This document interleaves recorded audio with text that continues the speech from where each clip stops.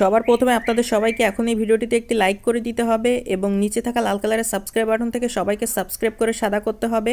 এবং পাশে থাকা বেল আইকন থেকে অল সিলেক্ট করে দিতে হবে। তো বন্ধুগণ বন্ধুরা ভিডিওটি মনোযোগ সহকারে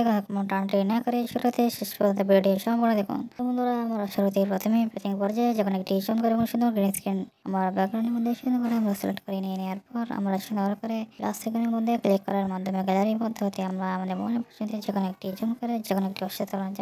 একটি অষ্টম পছন্দনীয় একটি ছবি আমরা সিলেক্ট করে সেটিকে ব্যাকগ্রাউন্ডের মধ্যে এক পাশে সুন্দর করে বসিয়ে নিই। পরবর্তীতে সেই বসানো অবস্থায় ছবিটিকে বিভিন্ন রকম ফাংশন, বিভিন্ন রকম টুলস, বিভিন্ন রকম